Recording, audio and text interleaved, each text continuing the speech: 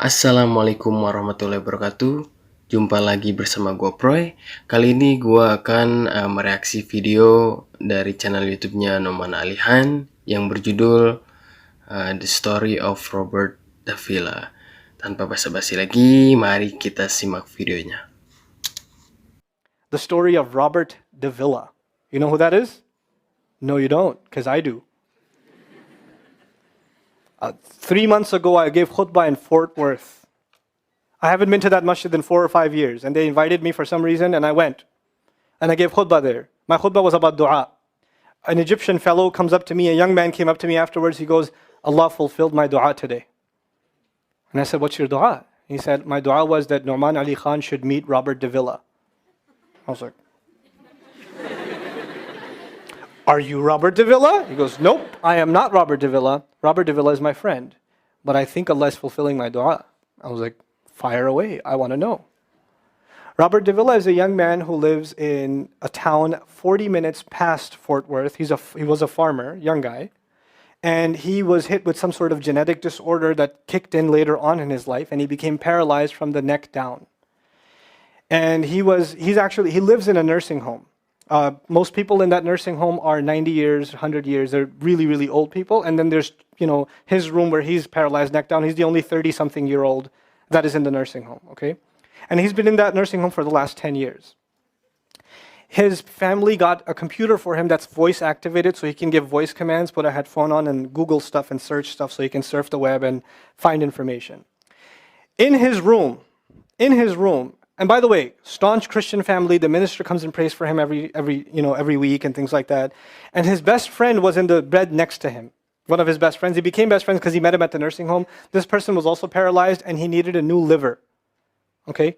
A liver transplant. He was waiting for a liver transplant. And they used to talk about, God and things like that all the time. They were good friends. Finally, his best friend got a call that there's a donor available for the liver. So he's so excited. He goes, Robert, I'm going to miss you, but I'm going. I've got a donor. So they take his friend and they go into the operation, and his friend died at the operating table. Now his friend, who's also a Christian, the deceased friend, his sister, took one of the amulets of his friend, a crucifix, and she gave it as a gift to Robert. This is a reminder of your old buddy. So he hung it on the side of his hospital bed. Robert Davila lives a pretty decent life in there. The nurses take care of him. He's a happy guy. And one day he goes to sleep and he sees a man in his dream. That man says his name is Muhammad. And he says, pointing at the crucifix, God did not send messengers so they would worship the messengers. God sent messengers so you could worship God. And Jesus was just a man. He walked in the markets and he ate food. He walked in the markets and he ate food, and the dream stopped. He only knows that Jesus was just a man. He knows there's a man named Muhammad that said that to him. He said that messengers came so people could worship God and not the messengers. This is all he knows. So he starts Googling Muhammad. He finds Islam. He takes Shahada. When he takes Shahada, he wants to learn about the Quran. So he goes on these chat sessions and finds somebody needs to teach me Quran. He finds a brother in Egypt that he gets together with on Skype to try to learn Arabic. Learned the Arabic alphabet. Once he learned the Arabic alphabet, he learned to recite the Quran. He memorized 10 surahs from his hospital bed. Then he said, I'm beginning to memorize the Quran, and I'm beginning to learn about this prophet, but I need to understand the Quran. So he starts Googling how to understand the Quran. And for some reason, he ends up on my videos. And he starts watching my stuff. And he watched almost everything. And then here's the kicker. In the nursing home, there was an Egyptian fellow that used to come in and do some repair work.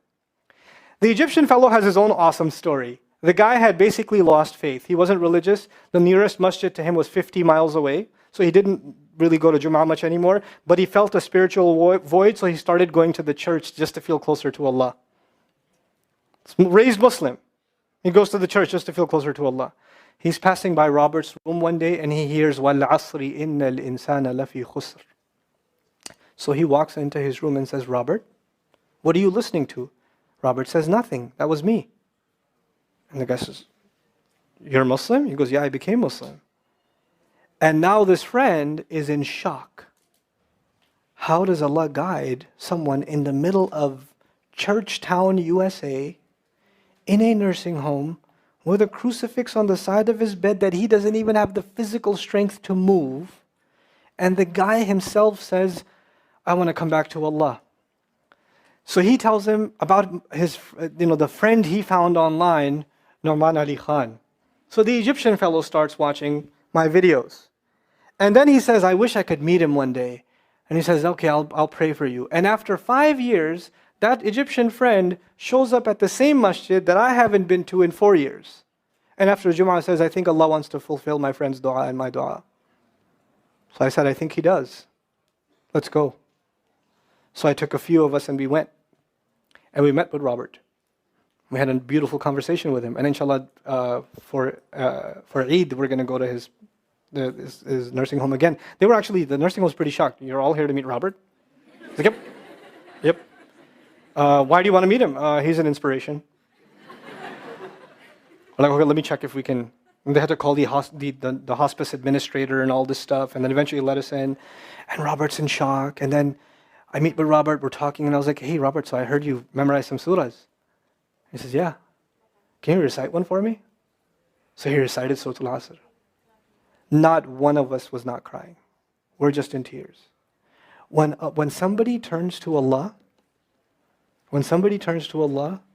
don't worry about the means. Guidance will come. Balance will come.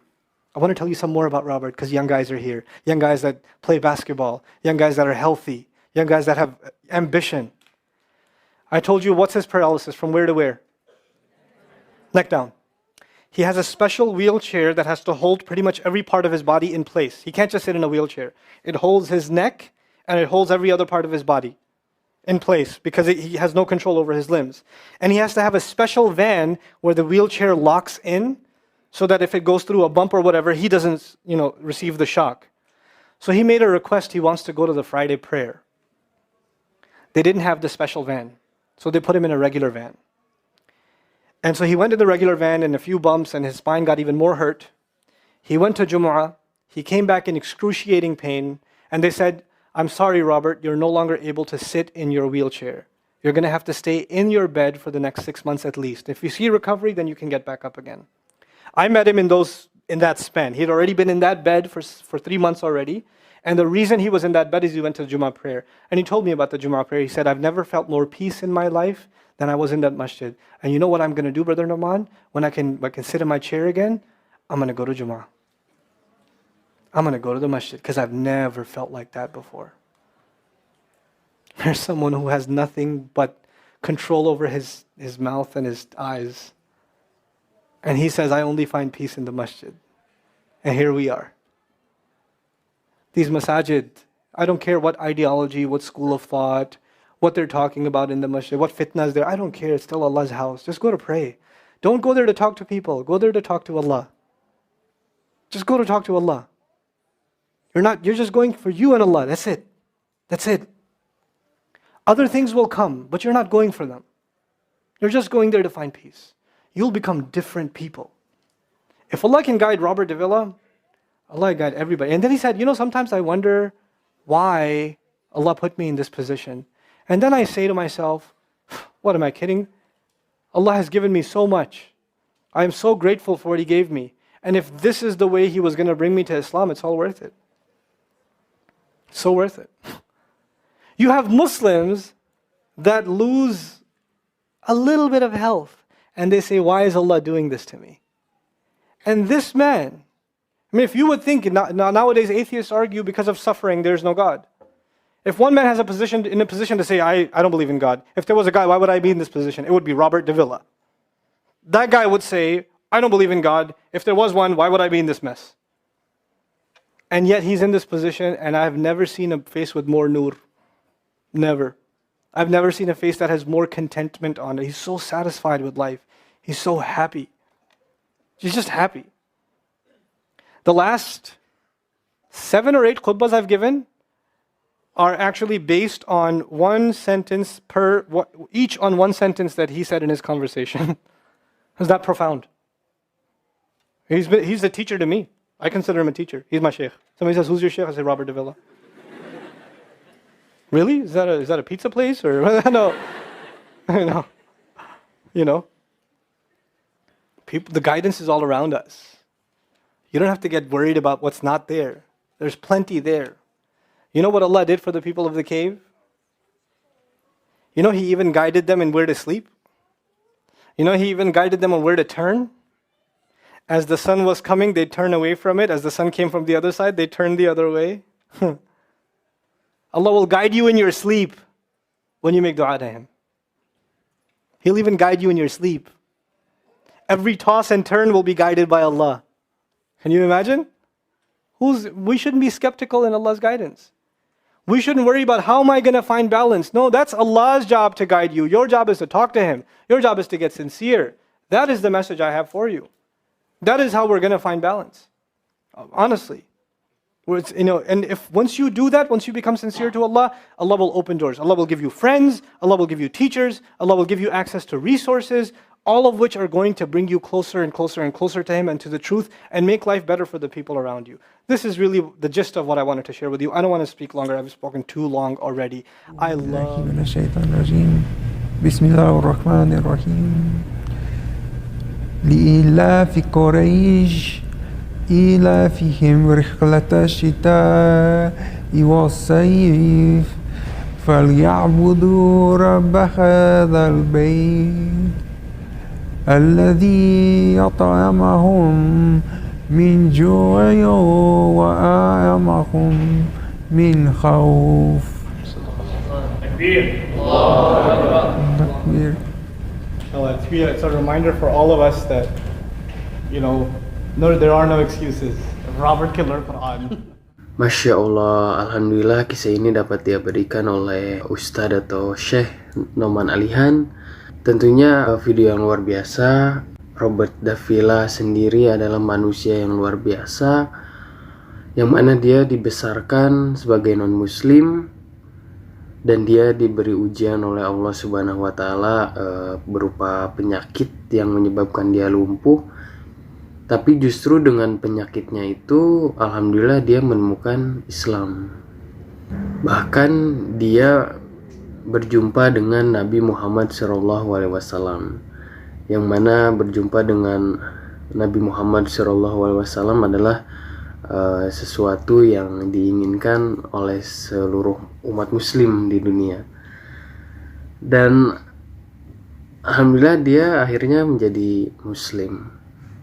Dan berdasarkan hadis Nabi disebutkan bahwa Rasulullah SAW bersabda, siapa saja yang melihatku dalam mimpi, maka ia benar telah melihatku, karena setan tidak mungkin menyerupai diriku.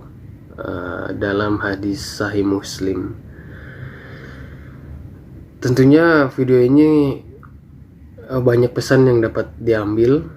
Ya, salah satunya adalah laksanakanlah sholat, lawan rasa malas untuk melaksanakan sholat, dan tentunya sholatlah berjamaah, dan sering-sering sholat berjamaah di masjid selagi bisa.